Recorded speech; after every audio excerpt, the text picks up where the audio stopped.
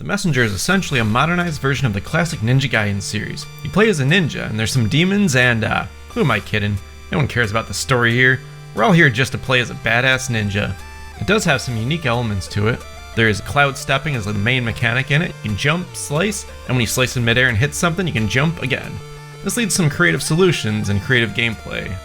Also, unlike many other similar games, you can walk and slice at the same time. You no longer have to walk, stop in place, and then slice. That was always an annoying part of many of these games. As I alluded to earlier, no one really cares about the story, but there is dialogue in the game. They make it really quirky and satirical, they break the fourth wall a lot. For better or worse, you just can't ever take it seriously.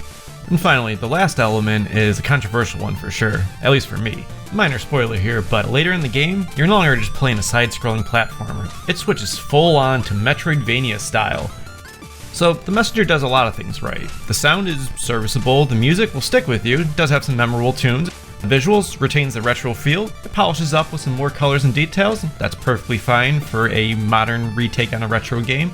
And for me, the most important part for these types of games is the control, and the control here is just flawless. You always feel like you're totally in control of this ninja. Just like how the game switches up what's going on right in the middle of it, I'm going to do the same for this review. As I've been saying, this game had so much good going for it, so why did I not enjoy playing it in the end? I think it comes down to three things really. The first one is challenge and options. I'm fine with games not having the default option be incredibly challenging and frustrating, but at least have an option to increase the difficulty. I find myself most of the time in this game just autopiloting. My brain's just totally turned off, I'm just running through, slicing, jumping around, and I don't even realize what I'm doing, and I'm just bored. There's many things that contribute to this. I think it's the slow, predictable enemies. It's like they don't even want to kill you, basically.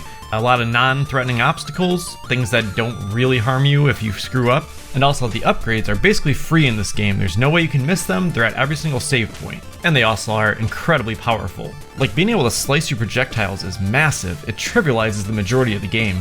A really baffling thing about this game to me is the upgrades are on the required main path. There's no way you can ever possibly miss them. There's no real challenge or exploration required for them. However, what happens when you do exploration or you want a challenge? There's plenty of optional power seals that are there for absolutely no reward. Unlike other games like Mega Man with heart tanks and E-tanks where you can power up your character, these are here for nothing. Why couldn't the upgrades be in this part? Oh, and one more thing about the upgrades. Some are way better than the others. For instance, you can throw shurikens with one of them, but I find myself basically never using it. Compared to Ninja Gaiden, where your ninpo powers are all super useful for clearing out the enemies, and some almost essential for getting by ones. Like, remember trying to get by this area without the spin slash? Or this area without the barrier? In the Messenger, the upgrades you get, as well as how you get them, could have been done so much better. It leaves a lot to be desired. And the last negative point I want to address is the abrupt switch to Metroidvania style was very unwarranted. Not everyone enjoys the constant backtracking and being lost all the time. Despite all of its flaws I mentioned here, it still is a really good game, with the highlights being the dialogue, which actually did make me laugh a few times, and the cloud stepping mechanic is a lot of fun to play with. So if you're interested in a more accessible and less frustrating version of Ninja Gaiden type games, check it out. It often goes on sale on Steam. If you get around to playing the Messenger, let me know what you thought. Thanks for watching.